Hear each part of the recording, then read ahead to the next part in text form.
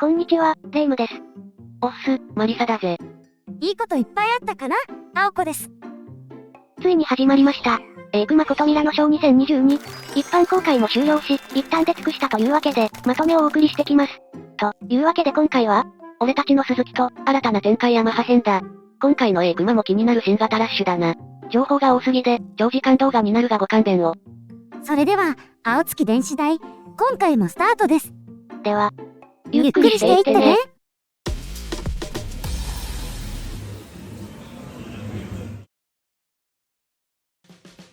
今回の話の流れはこんな感じだ。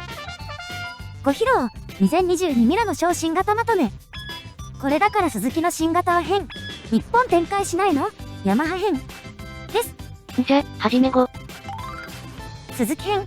以前、次期 V ストと言われていたスパイショットを動画のネタにしてましたよね。パラツインエンジン搭載の、偽装車両のことだな。この車両の発売は先だと話してましたが、見事に今回発表されましたね。650でもなく750でもない、新しい 800cc エンジンを搭載する新型マシンを紹介するぜ。V ストローム 800D、新型モデル。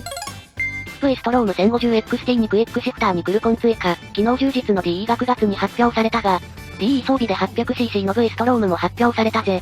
パラツインで800クラスアドベンチャーモデル投入。流行りどころを抑えてきましたね。デザイン。カラーリングはこちら。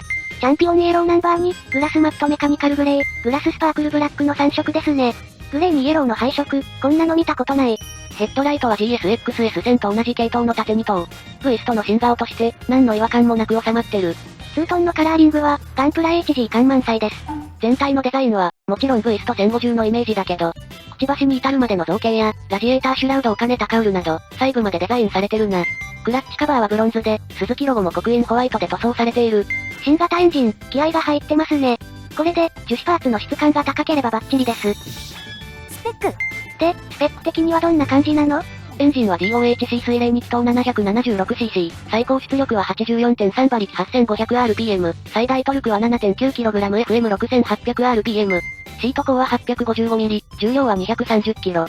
車両サイズは 2345-975-1310だな。ガソリン仕様は不明で燃費は 23.8kg、ガソリンタンク容量は20リットル、航続距離は 476km。新車価格は未発表だ。注目のエンジンは、270度クランクのパラツインエンジンですね。この排気量は、最近のトレンドだ。ちなみに川崎の2気筒は180度クランクが多いな。排気量がでかければ、クランク角の違いも体感しやすいね。自分好みのクランク角を見つけてくださいね。V スト1050や650は、アルミ製ダイヤモンドフレームだったが、800では強度と軽量を合わせ持ったスチールパイプフレームに変更されているぜ。タイヤはフロント21インチ、リアは17インチな。なんでフルサイズじゃないの？ V ストは昔からオンロード寄りだからな。と言っても、PV ではフラットダートを爆走している。アクロ走破性は十分持っているぜ。使用装備。1050DE に負けず劣らず、充実の装備となっているぜ。メーターは5インチフルカラー液晶メーターで、背景色が変わるデイナイトモード搭載だ。電子制御はスロットルバイワイヤー、トラコン、ライディングモード、上下クイックシフターを装備している。鈴木の OEA 制御、イージースタートにロー RPM アシストも装備しているぜ。残念ながら、1050XT に装備されてた電子制御、ロードディペンデントコントロールシステム、モーショントラッキングブレーキやヒルホールドコントロールなどは未装備だな。あと、クルーズコントロールも未装備だ。ちょっと残念ですね。でもこの装備で、一体いくらになるんでしょうか？期待できるらしいぜ。GSX、8S、新型モデル。あれ？やけにカラフルな MT-07 ですね。違うよ。これは GSX8S だ。GSX-S1000 の特徴ある2灯ライトを引き継ぎ、柔らかい曲線で再デザインした、ってイメージだな。ちなみに全長は SV650 より 25mm 短く、ホイールベースは 15mm 長くなってる。コンパクトで SF 感たっぷりの見た目。個人的に今回一押しの 8S を紹介するぜ。デザイン。カラーリングはこちら。パールコズミックブルー、パールテックホワイト、グラススパークルブラックメタリックマットブラックナンバー2の3色です。白青カラーといえば、グラディウスですね。いや、丸め2灯の GSX-R750 だろ。どちらにしろ、爽やかさんです。社名も、今までの名付け方とは違う感じだな。ですね。でも社名ロゴは見たことある書体じゃなく、800DE みたいにロゴ化して欲しかったな。大きなお世話。だな。正面から見た造形は、シューティングゲームの時期だぜ。このスタイル、主にぶっ刺さってますよ。前方に突き出したタンクカバーは、フロントフォークまで突き出ていて特徴的だし、ヘッドライトはカウルでサンドイッチされ、オフセットした2段ライトが最高にかっこいい。でもこの顔、MT-07 じゃないですか？最近の鈴木は、ヤマハのデザインをパク。それほど気になるってことだな。それが、好きってことさ。カオルくん。スペック。で、スペック的にはどんな感じなの？エンジンは DOHC 水冷2気筒 776cc、最高出力は 82.9 馬力 8500rpm、最大トルクは 7.9kg/FM6800rpm。シート高は 810mm、重量は 202kg。車両サイズは2115-775-1105だな。ガソリン使用は不明で燃費は 23.8kg、ガソリンタンク容量は14リットル、航続距離は 333.2km。新車価格は未発表だ。エンジンは V ストローム 800DE と同じものだな。800DE に比べ、8S のエンジン周りはスッキリですね。スキットプレートもないし、シュラウドも小ぶりだからな。マフラーはお弁当タイプで太鼓部分も超ショートですね。フレームはバックボーンフレーム形状で、エンジンをフレームの一部として使うレイアウトだ。しかも、パイプの太さや形状も場所によって違ってる。そのおかげでコンパクト。これも軽量化に貢献していますね。足回りは茅場製の倒立フロントフォーク、リアはアルミ製スイングアームに同じく茅場製のモノショックだ。あれ？紹介写真では、ウインカーの形状が昔ながらのやつと、シュッとしたやつの2種類ありますね。シムケ地によって仕様が変わるらしい。日本は、どちらかな？使用装備。V ストローム 800DE と同じだ。メーターは5インチフルカラー液晶メーターで、ナビ連動はなし。トラコンは3モード、ライディングモードも3モード、上下クイックシフター標準装備だ。このあたりの機能チョイスは上手ですよね。何でもついているということだけでなく、なくてもいいものを考えて、ユーザーが購入しやすい価格でバイクを作ることを考えてる証拠だな。それ、車のは話だよね。鈴木の社長の言葉だ。根っこは同じだと思う。じゃ、お次はヤマハ編だ。ミラノショー、ヤマハ編。残念ながら、期待していた YZF-R9 や、新型 R1、XSR-GT は登場せずでしたね。だな。今回の新型は、既存技術の熟成と進化ってところだぜ。各モデルの進化内容が楽しみです。トレーサー 9GT プラス、上位グレード。トレーサー 9GT プラスが登場だ。これが今回のヤマハ A 熊目玉バイクだと思っているぜ。プラスって言っても、ちょっとでかくなってバッテリーの持ちが良くなったって感じ？ iPhone か。じゃ、変更点を見ていくか。デザイン。カラーリングはこちら。スタンダード GT は、ピュアホワイト、ミッドナイトブラックの2色でカラー変更のみ。プラスはアイコンパフォーマンス、パワーグレーの2色です。どちらも落ち着いたカラーだぜ。GT とプラスの違いは、フロントライト下のマスクームだけですか？いや、そのマスクが今回のミソなんだよ。これ、バイク前方の物体を把握するためのレーダー装置なんですよね。ぴったり収まりすぎです。これが真のトレーサーの姿だ。スペック。で、スペック的にはどんな感じなの？エンジンは DOHC 水冷3気筒4バルブ 890cc、最高出力は119馬力1万 rpm、最大トルクは 9.4kg/FM7000rpm。シート高は820-835mm、重量は 223kg。車両サイズは2175-885-1470だな。ガソリン使用は不明で燃費は不明、ガソリンタンク容量は19リットル、航続距離は不明。新車価格は未発表だ。で、今回採用されたのは、どんな世界初機能なの？ミリ波レーダー連携ユニファイドブレーキシステム採用のアダプティブクルーズコントロールの搭載だ。簡単に言って、前走車との車間をレーダーが感知し、一定の車間を保って追走してくれる機能だな。頭のいいクルーズコントロールね。ミリ波レーダーとブレーキの連動制御機能は、バイクでは世界初なんだよ。盛り返してきた。クイックシフターが加速中のシフトダウンに対応したって話もあった。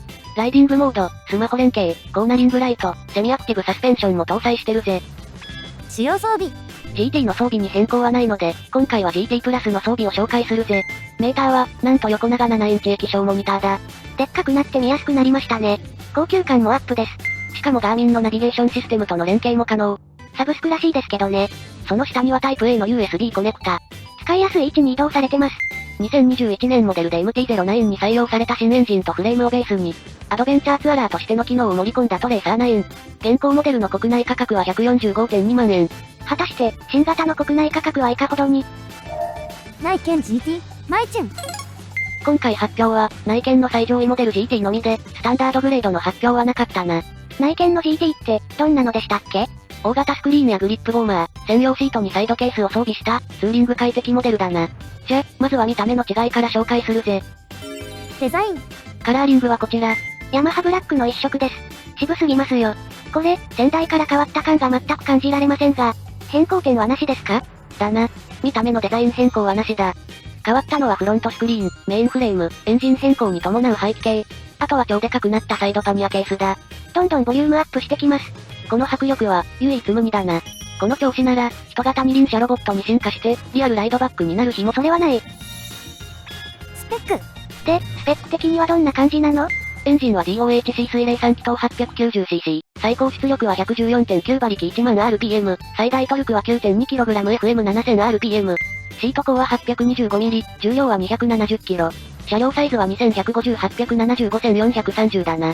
ガソリン使用は不明で燃費は 17.2kg、ガソリンタンク容量は18リットル、航続距離は 309.6km。新車価格は未発表だ。グバイクの中古車価格帯は、149万8000円158万9500円で3台だな。今回のマイチェンでは、エンジンが2018年 MT-09 ベースから、最新型の2021年モデルベースに変更されてるぜ。ということは、6軸 IMU を採用した、電子制御モリモリモデルなんですよね。さっき話したアダプティブクルーズコントロールとか、前方衝突警告とか、視覚検知とか。残念ながら、どれも装備されていない。なんで、二輪と三輪では車体制御方法が違うと思うし、ポン付けで OK ってわけにはいかないんだろう。ちょっと残念ですね。で、先代との違いは、スロットルがバイワイヤ化されたのと、クイックシフターが上下に対応したことだな。主要装備。主要装備の大きな違いは、この7インチ液晶モニターだぜ。もちろんスマホ連携で、ナビはガーミンナビゲーションに対応している。内見にも来た。メーターだけじゃないぞ。サイドケースも超でかくなったし、スクリーンは高さ調節可能となった。クルーズコントロール、グリップヒーターも装備で、ツーリング性能は申し分なしだ。重さと価格以外は、この迫力、実車を見て感じてくれ。トレーサー 7&GT、マイチェン。これって新規モデルなんですか？日本国内では展開されていないモデルだが、ヤマハ好きとしては、紹介せずにいられない。ちなみに、700cc 版トレーサーは、2016年から欧州で販売されている。ベースモデルの MT-07 が改良されるたびに、合わせてトレーサー7も改良されてるぜ。デザイン。発表されたカラーリングはこちら。スタンダードはミッドナイトブラック、アイコンパフォーマンス、レッドラインの3色。GT はミッドナイトブラックとアイコンパフォーマンス、ファントムブルーの3色ですね。スタンダードと GT って何が違うの？両サイドのパニアケース、ロングスクリーン、肉厚のあるシートを装備したモデルだ。最近のヤマハ大型アドベンチャーモデルって、かなり充実してきましたよね。フル装備のトレーサー9、ガチオフロードのテネレ700、そしてトレーサー7だな。でもこんなに増やして大丈夫なのかな？移り変わりが激しい今のご時世、多品種小ロットで多様なニーズに合わせる戦略なのだろう。心配するなら、ヤマハ車を1台購入したらどうだ？すいません。ホンダを品物で。スペック。で、スペック的にはどんな感じなの？エンジンは DOHC 水冷2気筒4バルブ 689cc、最高出力は 73.4 馬力 8750rpm、最大トルクは 6.8kgfm6500rpm、シート高は 835mm、重量は 197kg、車両サイズは2408401330だな。ガソリン使用は不明で燃費は 23.3kg、ガソリンタンク容量は17リットル、航続距離は 396.1km、新車価格は未発表だ。スペックは、ベースモデルの MT-07 と全く同じなの？トレーサー7のが燃料タンクが大きいな。で、車両重量増、重量が影響する燃費に多少の違いがあるぜ。主要装備。もうこのクラスでも当たり前となった5インチ液晶モニターに、スマホ接続機能搭載だ。シンプルイズベストだった700クラスにも豪華装備の流れが来てるし、価格アップが心配ですね。メーター等の共通パーツは良いけど、電子制御系の対応は抑えた価格でお願いしたいです。注文ばかりしてないで、この際ヤマハ車を1台買う。XSR700 レガシー。MT-07 の派生モデルだぜ。XSR700 はロードスポーツのイメージだけど、それをオフロード風にカスタムしたのがレガシーですね。オフを想定した結果、何がどうなったか教えてくださいな。デザイン。カラーリングはこちら。スピードブロックシルバーの一色です。ストロボカラーに、アルミを研磨した金属感のあるタンク。オフ車感のあるハンドルブレース付きハンドルに、ラバー付きのステップ。タイヤもセミブロックなデュアルパーパスタイヤだ。ヘッドライトカバーにラジエーターガード、フォークブーツも装備だぜ。タイヤの雰囲気が変わると、一気にオフ感が増しますね。これなら、ちょっとした砂利道でも走れそう。ベース車種が MT-07 なので、トラコンや走行モードはないぞ。700cc のパワーをリニアに感じれるモデルだ。でも、未舗装路での扱い方には気をつけてくれよ。スペック。で、スペック的にはどんな感じなの？エンジンは DOHC 水冷2気筒4バルブ 689cc、最高出力は 73.4 馬力 8750rpm、最大トルクは 6.8kgfm6500rpm、シート高は 855mm、重量は 190kg、車両サイズは2075865,120だな。ガソリン使用は不明で燃費は 23.3kg、ガソリンタンク容量は14リットル、航続距離は 326.2km、新車価格は未発表だ。グバイクの中古車価格帯は、未登録だな。主要装備。XSR700 は MT-07 がベースだが、装備は超シンプルだ。円形メーターは登場時のままですね。ハイテク装備化するモデルが多い時代、オーソドックスなモデルが残ってるのは嬉しいで。果たして国内導入なるか。YZF-R100 に15、マイチュン。さ、体は 125cc クラス、中身は電子制御バリバリ、名探偵顔負けのギャップを持つバイクの登場ですね。これが国内販売されたら速攻ゲットして、バイク好きな人たちとサーキットを走り回りたい。デザイン。カラーリングはこちら。アイコンブルー、テックブラックの2色ですね。兄貴モデルと並んでも、排気量の違いを感じさせないスタイリングだ。エンジンはカウルで隠れてるから、すっかすかなお腹周りを見なくて済みます。自慢のスチール製デルタボックスフレームも、チラ見せになってるけどな。フロントブレーキも 292mm、こちらもスカスカ感はなく、2ポットキャリパーで性能もしっかり担保。まさにミニチュア YZF-R7。ホンダのファンシー 125cc 路線に対抗して、ヤマハは SS ネイキッド路線で行ってほしいぜ。スペック。で、スペック的にはどんな感じなの？エンジンは SOHC 水冷短気筒 VVA125cc、最高出力は15馬力1万 RPM、最大トルクは 1.1kg/FM8000rpm。シート高は 820mm、重量は 144kg。車両サイズは1990-715-1145だな。ガソリン仕様は不明で燃費は 47.6kg、ガソリンタンク容量は11リットル、航続距離は 523.6km。新車価格は未発表だ。グバイクの中古車価格帯は、27万8000円44万8000円で8台だな。125cc クラスだが、電子制御はトラコン、クイックシフターもオプション装備可能だ。なんでこんなに装備が充実してるの？アジア地域は発展を続けていて、バイクを買える裕福層も増えてきている。高性能、高級感を演出するため、ヤマハの R15 や R125 には最新装備が搭載されていくんだろうな。国内の YZF-R25 より装備がいいですし、これは気になる。使用装備。で、今回の新型変更点はメーターがカラー化され掲示モードもあるんですよね。スマホ接続もあるんですよね。で、国内導入の噂もあるんですよね。あるんですか？そうだ。マジで？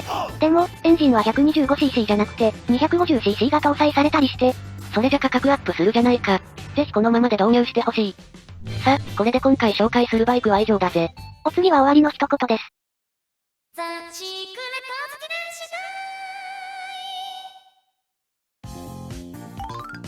終わりの一言。今回も多くの新型モデルを紹介しましたが、お気に入りはありましたか？今回紹介した中なら、スズキの GSX-8S ですね。あのデザインに一目惚れです。俺はトレーサー 9GT プラスだな。200万級の忍者 H2SESX しか装備してない機能を、ぜひ体験してみたいぜ。それぞれ気になるバイクがありますが、まだまだミラノショー特集はしばらく続きます。次回もお付き合いくださいね。それでは、次回の動画まで。1、2、バッバハイ。